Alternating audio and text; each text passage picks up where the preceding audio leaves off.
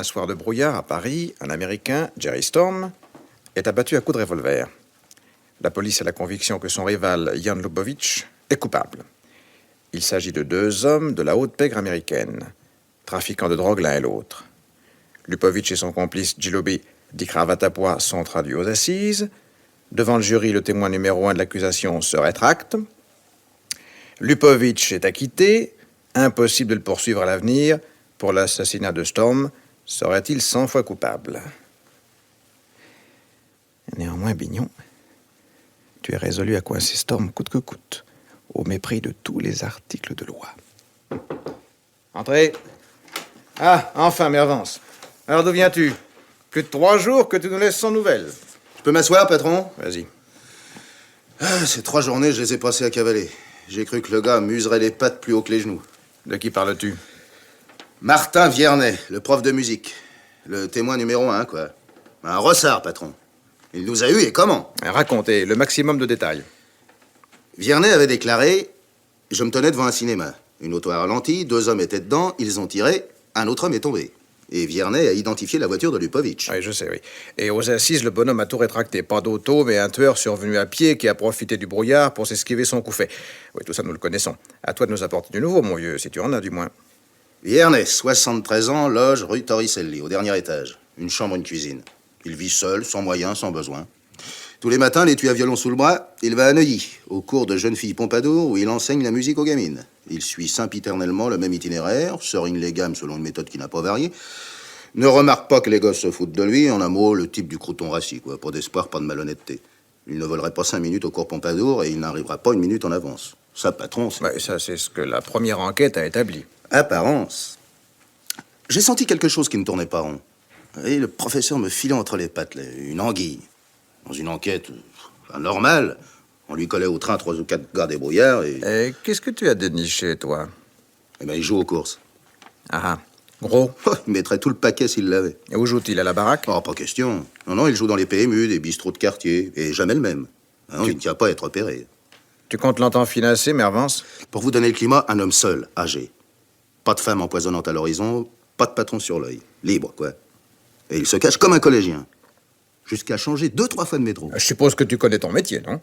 Prof chante dans les cours. Oui. Chaque fois qu'il a terminé son boulot à l'Institut Pompadour, il cavale vers un quartier éloigné et hop, en avant le violon. À votre bon cœur, monsieur, dame. Et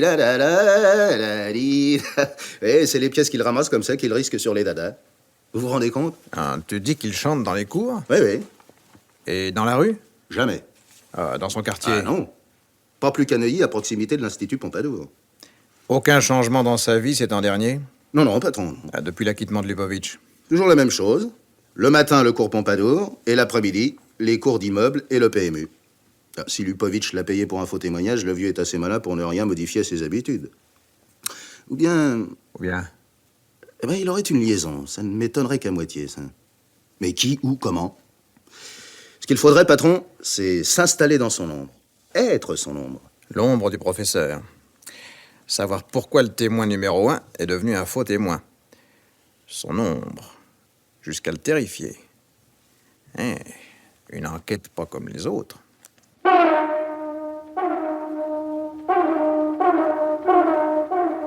Patron, ça vous a donné quoi de filer le vieux bonhomme?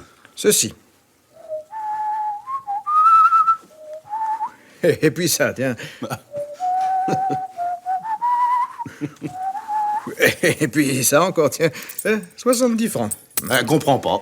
Viernet espérait sans doute influencer le destin en changeant non seulement de quartier, mais de musique. Il a lâché Moulin Rouge pour la mer, mais quand il m'a repéré, je ne me cachais pas. Sa recette, il l'a abandonnée. Tiens, je l'ai ramassée à sa place.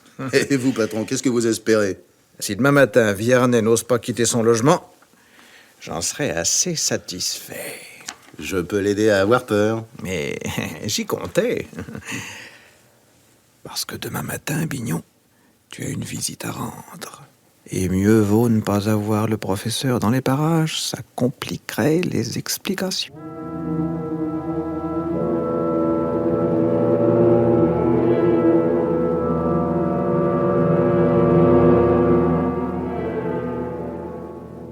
Madame de Grandieu, directrice du cours Pompadour.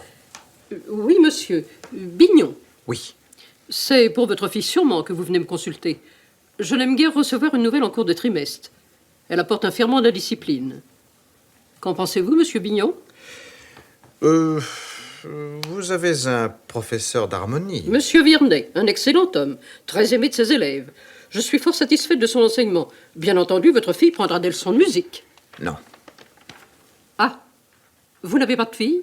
Ni de nièce, ni de pupille. Ni aucune petite amie à inscrire au cours Pompadour. Non, je désire simplement quelques renseignements. Regardez. La police? Qu'est-ce qu'ils ont fait encore? Vos élèves ne sont pas en cause. Il s'agit de monsieur Viernet. Martin? C'est impossible. On l'appelle par son petit nom? Impossible. Et pourquoi? Qu'est-ce qu'il a fait encore? Dites-moi plutôt ce qu'il fait ici, exactement. C'est notre professeur de violon et d'harmonie, depuis une douzaine d'années déjà. Les petites le respectent peu, elles l'aiment bien, cependant. Il accourt tous les jours. Le matin, oui. Est-ce qu'il professe ailleurs qu'à Pompadour? Non. Et vous ignorez toutes ses occupations en dehors de votre institution? Absolument tout, monsieur l'inspecteur. Commissaire. Pardon. Vous le payez cher. C'est-à-dire, monsieur le commissaire, je ne lui verse pas d'appointement. Sa petite fille est interne à Pompadour et c'est une façon comme une autre d'acquitter la pension pour Martin. Je le nomme ainsi, nous nous connaissons depuis longtemps. Et cet arrangement remonte à... 10 ans, quand Martine est entrée à Pompadour. Elle venait de perdre ses parents. Quel âge? Aujourd'hui, 18 ans. Elle fait sciences ex. Appelez-la. Monsieur le commissaire, Martine sait évidemment qui est son grand-père. Elle était déjà trop grande quand il l'a amenée à Pompadour, sinon il se fût gardé de l'éclairer. Néanmoins, il y a entre eux une espèce de convention. Elle ne doit connaître que le professeur de violon, non son grand-père, du moins à Pompadour. Vis-à-vis de ses condisciples, Martine ne bénéficie d'aucun traitement de faveur. Personne, entendez-moi. Personne n'est au courant à Pompadour. Et que pense Martine, vous dites, de cette situation? Elle est... comment expliquer? Assez fermée de caractère. Appelez-la, voulez-vous?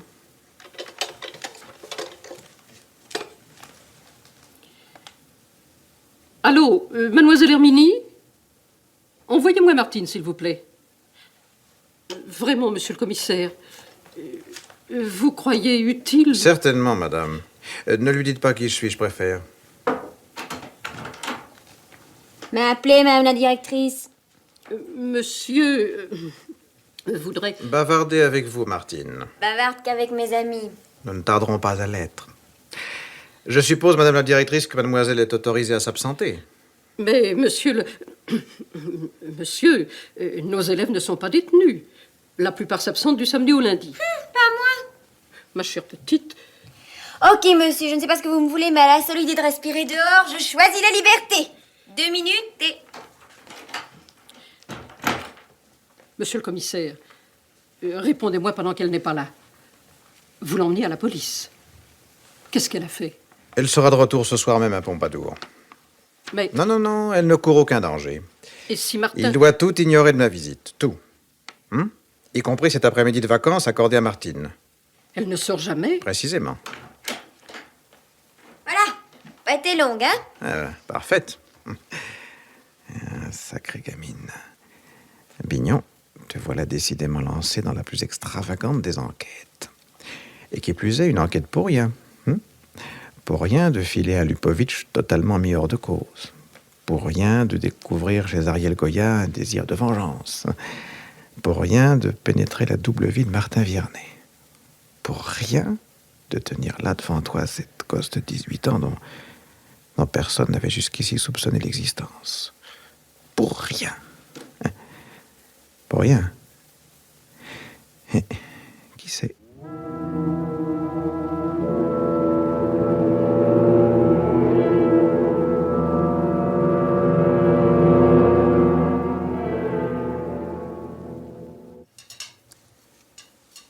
Vous avez faim, Martine? Faut s'expliquer, mon petit père. Primo, pourquoi que vous m'appelez Martine? Deuxio, pourquoi m'offrir un becté? Troisio, je mangerais bien du poulet, dac. Primo, Martine, c'est pas plus gentil? 2 yeux j'ai faim et 3 yeux d'accord pour le poulet. Sans sas. Ah, vous êtes de la grande maison. Eh ouais, quand je vais bonir ça aux copines. Poulet sauce suprême, envoyé. Alors, j'ai oxy quelqu'un? Eh ben non.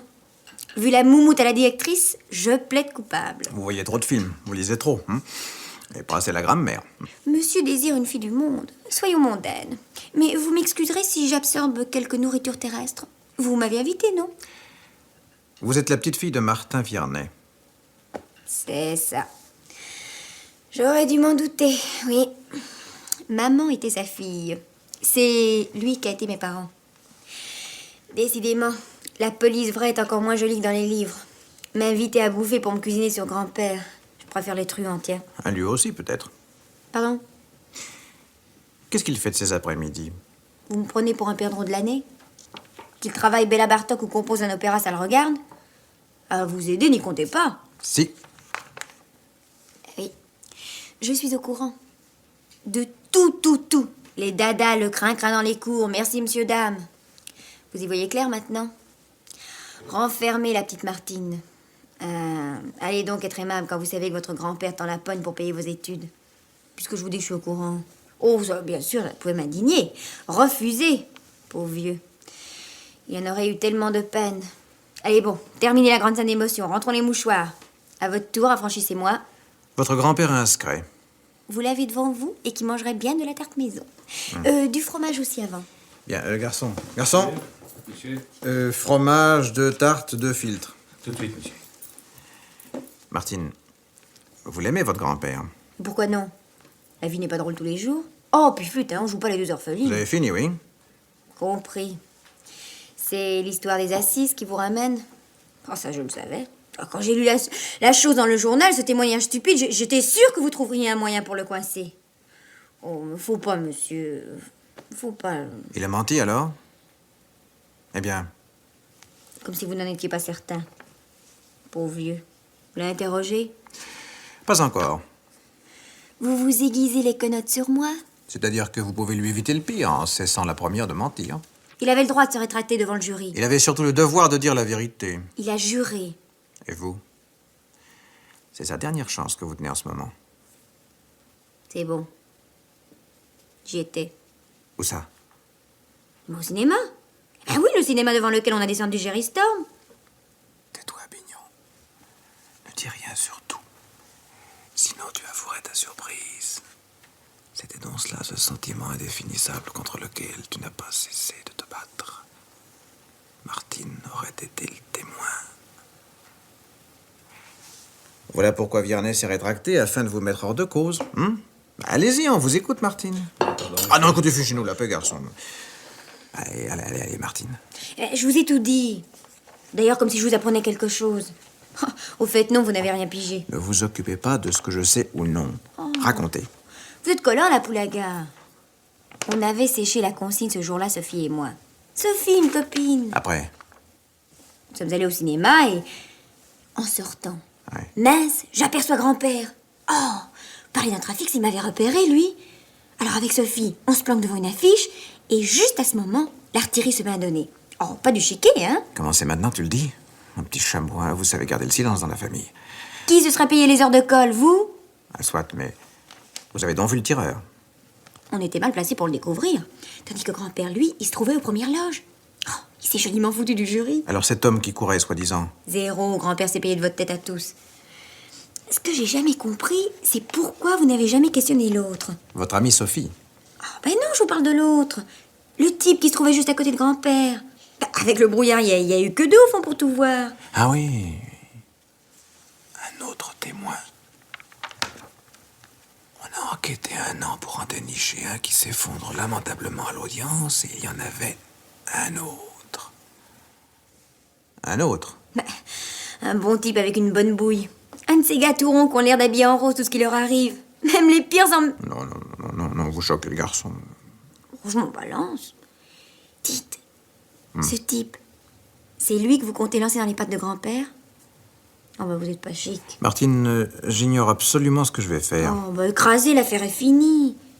Fini. Si Si Ariel entendait cette gamine, elle lui arracherait les yeux. Vous m'oubliez? Pardon. Non, un bon mouvement, oubliez le grand-père. Il a menti, et puis après, ça vous fera une belle jambe, parce qu'un pauvre miteux de professeur de violon passera 2 ou 3 ans en cabane. Pourquoi a-t-il eu peur de la police? La police, jamais de la vie. C'est les autres qui l'ont terrorisé. Ben oui, les autres, là, le cravate à pois, son patron Lupovic. Si je vous avouais, Martine, que Lupovic m'intéresse beaucoup. Oui. Oui, en dépit de son acquittement. Si j'avais su, Maintenant, tu sais. m'en voulez? Non, si tu ne me caches rien.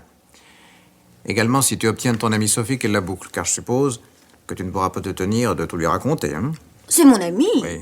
Bon, ben, soit. Mais rien au dehors. Ni aux parents, ni aux copines de Pompadour, ni au grand-père. Rien.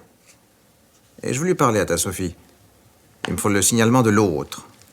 Oui, du bon gros, là, du personnage qui a jugé courageux de ne pas se révéler. Il a eu le trac, c'est compréhensible. Ça fait drôle les coups de feu, surtout avec ce brouillard autour. Lupovic s'est procuré un autre revolver depuis, certainement. Je comprends pas. S'il apprenait que vous avez été témoin aussi, Sophie et toi. Puisqu'il ne risque plus rien. Ah, oui, qui sait? Vous croyez? Pour parler comme toi, fillette, quand on est bavard, on se fait seringuer. Piger? Grand-père l'a compris avant moi. Excellente réponse. Maintenant, parle-moi de l'autre. Âge, taille, silhouette, regard, tout. Tout ce qui définit un être. Qui lui donne une consistance, une réalité qu'il détache de la masse, qui fait qu'il est lui-même et différent du voisin. Ah, et ça paraît facile à première vue, mais...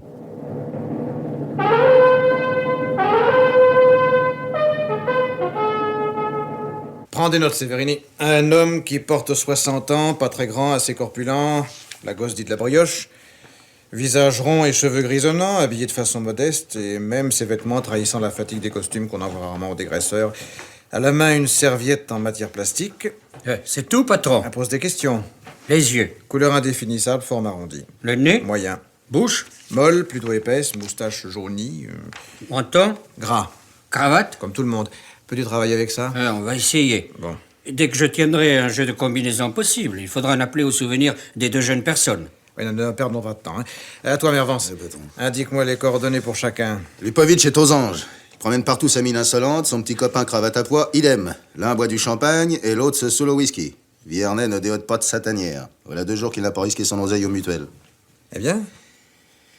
Ariel Goya, elle ne quitte pas Lupovic. Ah, sauf le soir. Quand elle rentre se coucher, c'est Tintin pour sa pomme. Bonne nuit très chère, à demain. Mais ça ne durera plus longtemps, hein, because Lupovic s'énerve. Très bien. Patron, traitez-moi d'enflé, mais je vois mal où vous voulez en venir, hein. Vous l'avez expliqué à coup de code criminel là sur le show. Acquitté, on est blanchi pour la vie. Il y a que le jugement dernier pour rectifier le tir. Alors, si vous le dénichez, ce témoin numéro 2, qu'est-ce que ça vous donnera? Mon petit Mervance, je ne veux pas savoir si ce témoin existe. Il s'agit d'être sûr qu'il a existé. Bon sang. Eh ben, comptez sur moi, patron. Je peux donner un coup de main à Sévérini? J'allais te le demander. Patron, Ouais, bien. vous allez m'enguirlander, mais je dois vous le dire, hein. Défiez-vous de Mademoiselle Goya. Merci du conseil, j'en profiterai.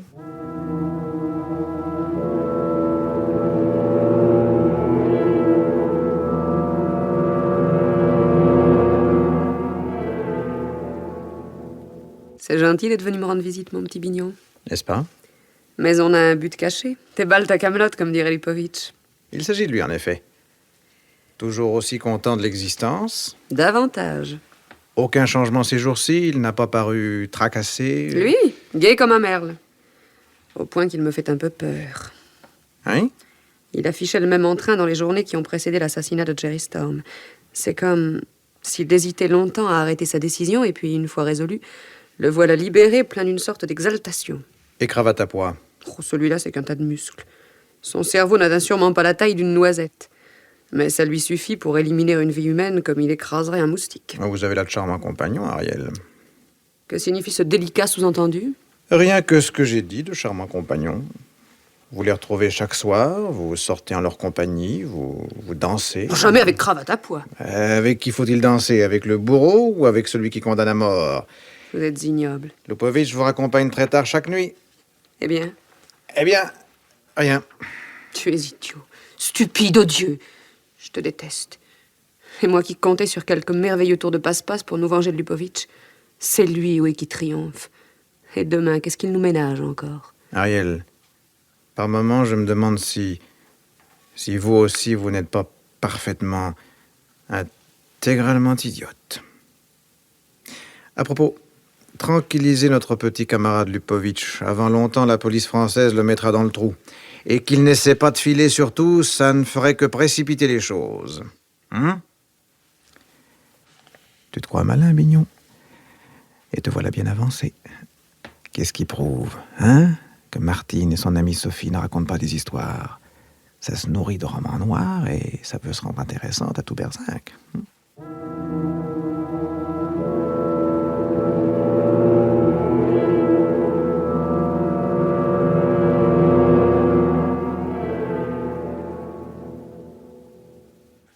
Allez, plus bouger les gosses, là. Sans blague, pourquoi ne pas nous donner du sable et un petit seau, on ferait des pâtés? Ah, jeune Martine, tu nous brises les marraines, hein. Moi, je dis rien. Ah, bravo. Eh ben, surtout ne change pas, Sophie, hein. Éteins le lustre, mais avance. Ouais. Et vous écoutez bien, toutes les deux. Regardez le tableau que j'éclaire.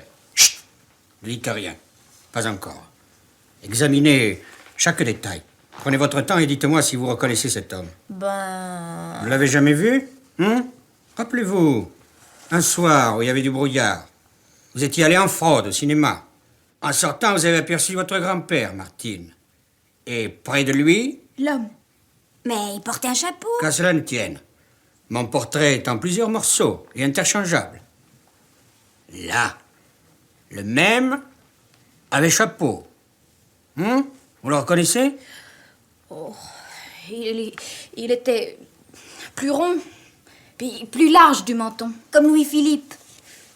Voici. Ah, c'est mieux. Bon, pourtant, hein, Sophie? Il avait pas de lunettes? Oh, non, je crois pas. Essayons. Lunettes d'écaille. Lunettes sans monture. Ah oui, je revois ses yeux. Oui, un peu globuleux derrière les verres. Oh, c'est pas tant. Et ne nous emballons pas, les enfants. Oh, si, ça c'était pas tant. Nous reviendrons au regard tout à l'heure. Voyons, la bouche. La moustache.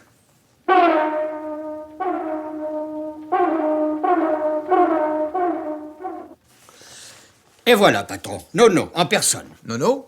En attendant, on l'a baptisé, c'est commode. Les deux gosses l'ont reconnu, votre Nono. La petite Martine se montre formelle. L'autre, Sophie, est moins catégorique. Alors, qu'est-ce qu'on fait, patron?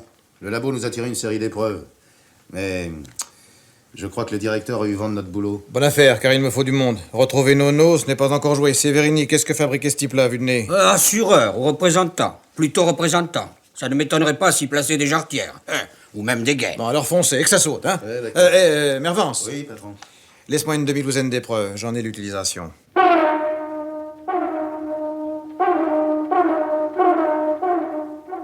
Regardez, Ariel, cette photo. Attentivement. Je ne suis pas aveugle, qui est-ce? Je vous le demande. Je connais pas. De toi à moi, mon Bignon, il ne me paraît pas très actuel, ton bonhomme. Où l'as-tu déniché? Par là. Qu'est-ce qu'il trafique dans l'existence? Je l'ignore. Comment s'appelle-t-il? Je ne sais pas, peut-être Nono. Nono? Tu te paies mon portrait? Un flic n'est pas assez riche pour ça. Ariel Goya. Le cours doit être élevé aux Champs-Élysées, rayon producteur. Moi, c'est... Mais quel rapport ton Nono avec Lupovitch? Tu n'en sais pas davantage? Eh ben, moi non plus, ne te déplaise. Bignon, le fair-play est donc si difficile. Moi, je ne t'ai rien caché. Et ris pas, tu m'énerves. Tiens, donne-la-moi la photo de ton Nono. Je la montrerai à Lupovitch et je lui poserai la question. Pourquoi pas? Si vous prenez le risque. Je l'ai pris une fois pour toutes. Comment expliquerez-vous à Lupo l'origine de cette photo? Je n'en sais rien moi-même. Il y a des instants, mon petit Bignon, où je te désintégrerai volontiers. Je comprends mieux votre pouvoir sur les spectateurs, Ariel. Bonsoir. Où vas-tu? Cherchez quelqu'un qui connaisse Nono. Dormez bien.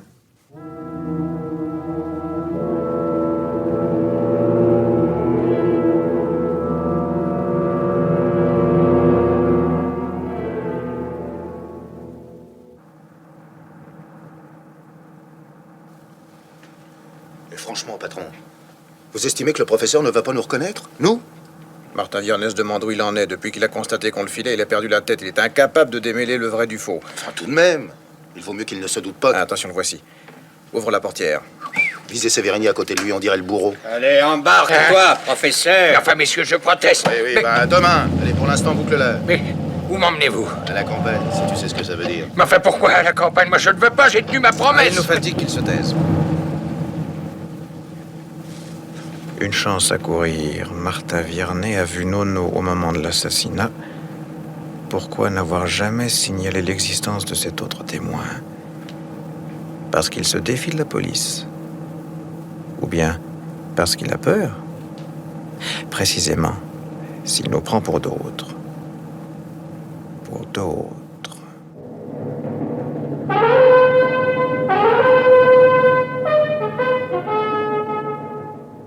Où sommes-nous ici? Mais t'occupe pas, professeur. Et assis. Assis! Ah ben, je vous le jure, j'ai fait l'impossible. J'ai dit textuellement ce que vous m'avez ordonné de déclarer. Comme c'est curieux. Oui, même quand ils ont rendu compte du procès, les journalistes m'ont traité de faux témoin. Mais depuis...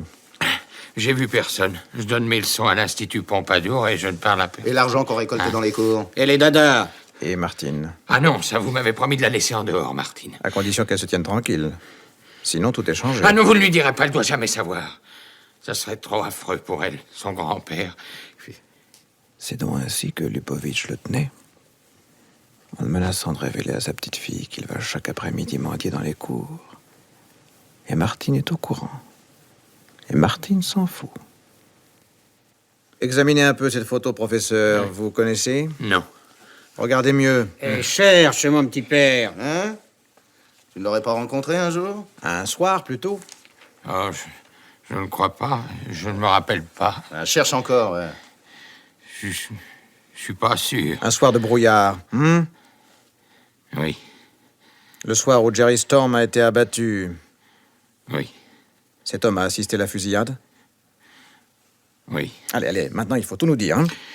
Ben, nous nous sommes parlé. Enfin, oui, après les coups de feu, on est allé boire quelque chose ensemble. Et t'en as rien dit à la police, n'est-ce pas? Oh non, non, non, soyez tranquille. Et aux assises, tu as menti. Mais vous le savez bien. Tu connais son nom, ce type? Ah non, non, je l'ai jamais revu. C'est par hasard qu'il se trouvait là. Il disait, pour un client que j'ai dans le quartier... Quel genre de client? Je sais pas, je suis représentant, il m'a dit. Et puis, si jamais ma femme apprenait que j'ai été témoin, ah là là, qu'est-ce qu'elle me passerait? Ses patrons aussi. Le genre courageux, quoi. On y voit plus clair. Mais on n'est pas plus avancé. Un témoin, 2 témoins, 10 témoins égale 0, puisque Lupovitch a été acquitté. Au fait, professeur, vous avez parlé de ce bonhomme aux autres? Les autres? Ceux qui t'ont obligé à faire un faux témoignage. Mais vous êtes donc... Je vous reconnais! Alors? Oui, j'ai parlé de lui. Mais qu'est-ce que ça fait, ça? Quelle importance, puisque lui-même voulait pas être témoin? Hein? Maintenant, retrouvez Nono, coûte que coûte.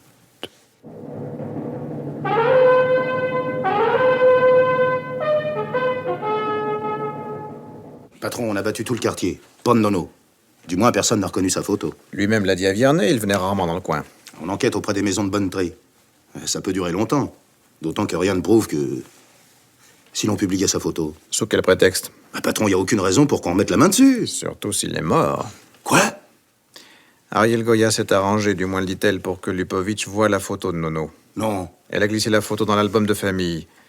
En est dans la chance, Lupovitch l'a feuilleté. Il est tombé en arrêt sur Nono. Et alors? Alors il a questionné Ariel, qui a joué la candeur, le parrain éloigné dont personne n'a jamais su le nom. C'est maigre. Ah oui, mais s'il avait vraiment disparu.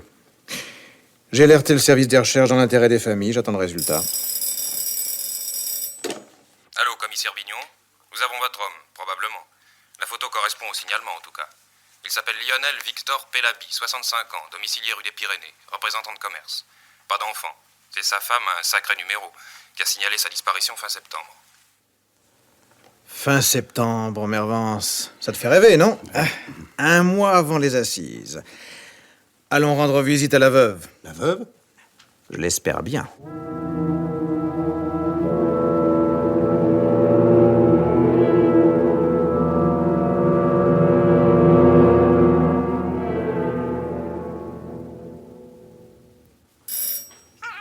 Ne bouge pas, mon minou, je vais ouvrir. Qu'est-ce que c'est? Madame Pellaby, c'est ici? Oui? Mais c'est une visite, mon minou joli. Qu'est-ce que vous voulez, vous? Commissaire Bignon, il s'agit de votre mari. Que tu entends, Minou? Oh. Vous avez remis la main dessus? Ah bah, vous pouvez le garder, bonsoir. Ah, pardon. Ah bon, ça recommence. Encore des ennuis. Quand nous étions si tranquilles. Pauvre mon Minou. Allez-y, vous. Quelle nouvelle sottise Victor a-t-il faite? C'est bien votre mari, Pélabi, Victor Lionel, là, sur cette photo. Bah sûr que c'est lui. Bon, pas très ressemblant, mais je le reconnais, le vaurien, la crapule. Où l'avez-vous eu, cette photo? Pourquoi est-il parti? Pour aller chercher pour par rosserie, probable.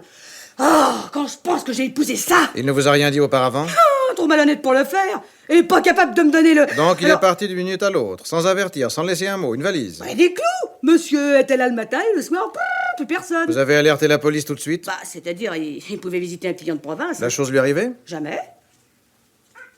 Bon, minou. Est-ce que votre mari a fait allusion devant vous à l'affaire du cinéma? Oui, les dents. Je parie que c'est ahuri, c'est fourré dans une sale histoire. On l'a arrêté, là. Oui, oh, ça, on l'a arrêté, c'est sûr. Non, il a été simplement témoin. Un limaçon témoin. Oh, toujours dans sa coquille, toujours muet. Oh, si j'avais pas eu Minou. Aucune nouvelle depuis? Rien? Pas de lettres, télégramme, message téléphonique? Non. Et s'il était mort? Oh, s'il m'avait fait ça... Oh, s'il m'avait fait ça, il l'emporterait pas en paradis. Oh, allons donc, ça se saurait. Essayez de vous rappeler. Avant de disparaître, votre mari était-il changé? Semblait-il soucieux, inquiet? Un escargot, c'est toujours un escargot, hein. Quoi? Ouais. Ah, bah, ça peut vous intéresser. Ouais, un homme est venu un jour pour lui parler, mais Victor était pas là. Cet homme est-il revenu? Vous a-t-il laissé son nom? Je lui ai pas demandé. Et quel jour était-ce? Non, par rapport à la disparition de votre mari? Quelques jours avant, la veille peut-être. Ouais. Et ce visiteur, le reconnaîtriez-vous? Oh. Ah bah Minou, lui, le reconnaîtrait. Ouais, bah tant pis. Vous partez? Mais quand saurais-je? Oh bah tout de même, j'ai le droit d'être renseigné si Victor est mort ou non, non? Demandez à Minou. Pas plus avancé, Bignon. Il existe un autre témoin du meurtre de Jerry Storm. Mais il a disparu. Aucun intérêt, sauf si ce témoin a été éliminé. Vivant, Victor Pélabi ne nous intéresse pas. Mort, il représenterait la bombe tant attendue. Il faut qu'il soit mort. Et mort de la main de Lupovitch. Commences-tu à comprendre, Mervance? Un peu, patron. Quel renseignement as-tu recueilli de ton côté sur Pélabi? Oh, son directeur ne tarit pas d'éloges sur lui. En fait, c'est lui qui a amené Madame Pélabi à alerter la police. Attends. Pélabi est-il l'homme d'une fugue? Voilà 20 ans qu'il supportait Madame. C'est peut-être une raison, justement. Mervance, as-tu interrogé les clients que Pélabi visitait le jour où il a été témoin? Oui, la plupart se souviennent de lui. Écoutez bien, patron. 2 inspecteurs ont procédé à une enquête auprès du directeur de Pélabi. Chez ses clients aussi. Juste avant qu'il disparaisse. Oui, de faux policiers. Toute chance, oui. Tu as leur signalement? Teint mat, visage ovale, bouche moyenne, nez moyen, signe particulier, néant. Ah, non de... Ah, quand je pense que si l'on ne remet pas la main sur ce bougre de Pélabi, on fait encore chou blanc. L'essentiel, c'est qu'il soit mort, je te répète.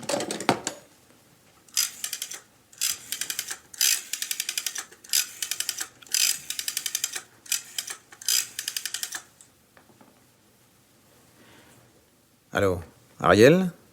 Quoi de nouveau? Bon. Hein? Oui. Et son complice cravate à poil, l'avez-vous aperçu ces jours-ci? Très bien, je compte sur vous, mais le danger se précise. Qui? Le type dont je vous ai remis la photo? Oui, je l'ai retrouvé. Mort. Qu'est-ce qu'elle raconte, patron? Oh, pardon. Notre petit ami Lupovitch a retenu sa place pour Caracas. Mais... il emmène cravate à pois, bien entendu. Et quand, patron? Après-demain par avion. Quand on touche au but. Ah, tout est foutu. Fort l'honneur, et puis il peut se passer tant de choses. La capitulation en race campagne d'une ravissante personne. Quoi, Ariel Goya serait prête? Rien ne lui paraît trop cher. Je me demande si je ne devrais pas l'imiter. Va me chercher Viernet. On a tiré tout ce qu'on pouvait de ce vieux débris. Lupovitch connaît l'existence de Martine, mais il ignore qu'elle était au cinéma ce soir-là, qu'elle est sortie au moment de la fusillade. S'il la prenait, et cela juste quand le terrain lui brûle les pieds... Mervan, c'est Martine dont j'ai besoin. Amène-la moi, et son grand-père avec elle. Les dernières heures, Bignon. Tu fais sauter la banque, ou on t'envoie cultiver les narcisses.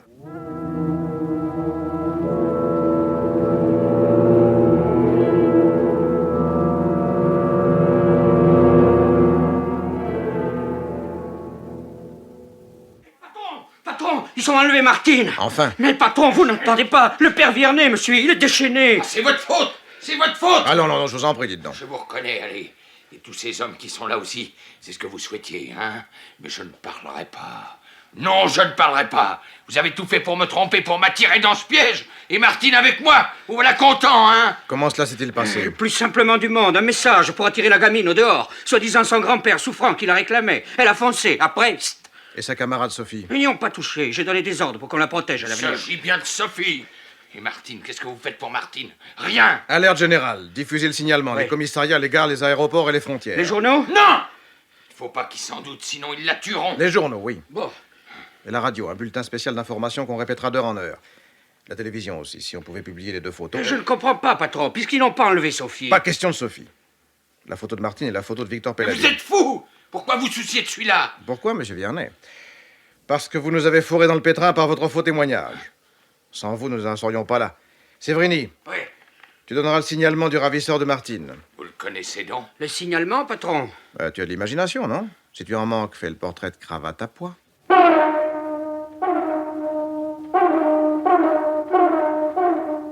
C'est vrai, mon petit Bignon. Lupovitch a enlevé Martine? Je l'espère. Tu bluffes? Mais combien tu te cartes? J'en ai demandé deux. Si ce sont deux piques, j'ai la couleur. Tu risques ta carrière? Quand parle Lupovitch? Demain soir. Et il veut m'emmener.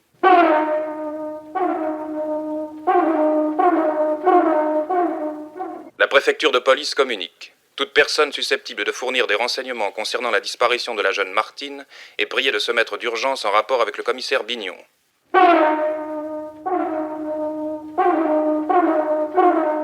J'ai le droit de savoir. Je suis Madame Pelaby. Qu'est-ce que Victor a à faire avec cette histoire d'enlèvement? S'il a filé avec une gamine, je lui dirai deux mots, moi. Nous abandonner, Minou et moi, pour une... Top, top.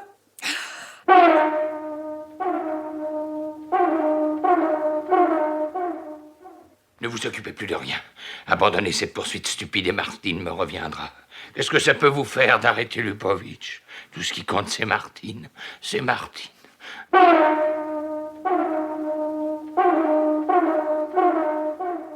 Allô, Bignon?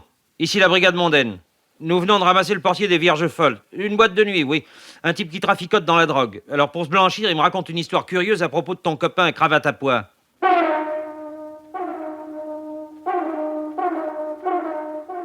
Vous faites Jojo, Bignon. Où cela vous mène-t-il? Un coup de poker, je le sais, monsieur le directeur. J'ai préparé ma lettre de démission.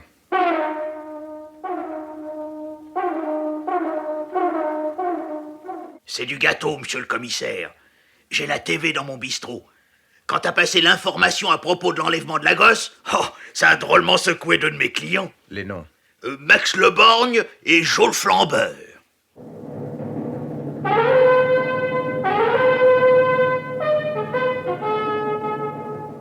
Assieds-toi, Max. Qu'est-ce que tu as fait de Jo le Flambeur? C'est ton copain, non? Connais pas. Nous avons le temps, mon garçon. Séveriny. C'est bon. Emmène-le à côté. Quand il aura envie de bavarder, préviens-moi. Non, ça va. C'est moi qui conduisais l'auto quand on a enlevé le gars. Ne parle pas en mots croisés, ça nous rend nerveux. Pelaby, c'est pas lui que vous cherchez, non? On avait repéré le coin par où il passait. Hop, embarqué. Si vous l'aviez entendu ensuite, qu'est-ce qu'il leur a déballé? Qu'il avait été à Verdun, qu'il n'était pas un dégonflé, qu'il allait leur faire voir. Mais à qui a-t-il fait ces glorieuses déclarations? Mais comme si vous le saviez pas. À cravate à pois et à un autre, un type qui est le chef, là, celui qui paye. Cette photo? Oui. Lupovitch. Quel traitement a-t-on réservé à Pelaby? Mais je sais pas, je l'ai pas revu après.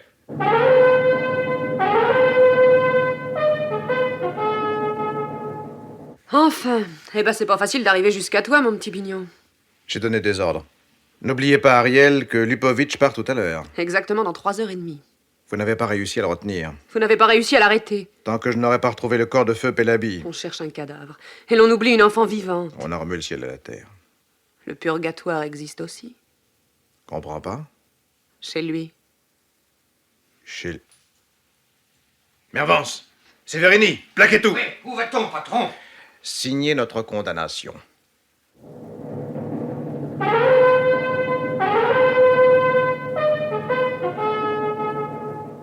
Bonsoir, Lupovitch. Monsieur le commissaire Bignon, Je ne vous ai pas appelé. Je n'ai aucun besoin de la police. Je sais, vous vous en passez fort bien. Non, ne bougez pas. Je vous avertis que j'ai 2 hommes sur le palier, un dans l'antichambre. Mervance, place-toi devant cette porte. Toi, Severini, couvre les fenêtres. Ok, patron. Je croyais, vous, en France, n'avoir pas le droit de venir la nuit chez les gens. Exact, cravate à pois, mais on s'expliquera plus tard. Je suis chez moi. Je vous ordonne de sortir. Nous arrivons. Vous n'avez pas de mandat. Je téléphone à mon avocat. Ne vous en privez pas.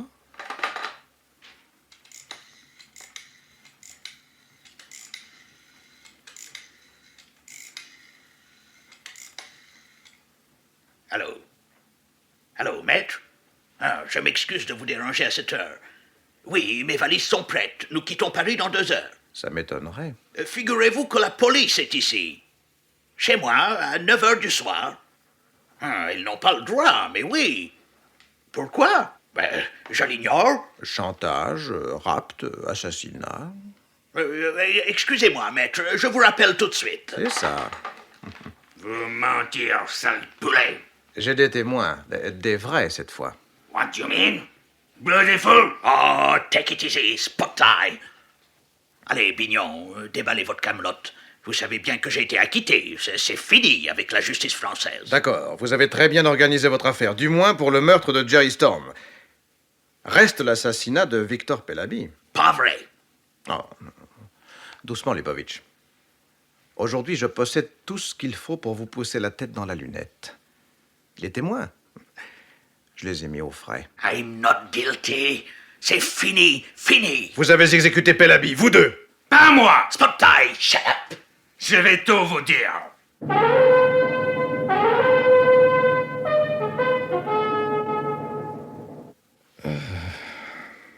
Martine est sauvée. Ils ont été coriaces. Tu as bien cru, Bignon. Ah, au fait, non. Non, tu n'as pas douté un seul instant que la minute viendrait enfin où tu prendrais ta revanche. Ah, tu es un vaniteux, Bignon. Tous les hommes sont vanité, imbécile, chéri.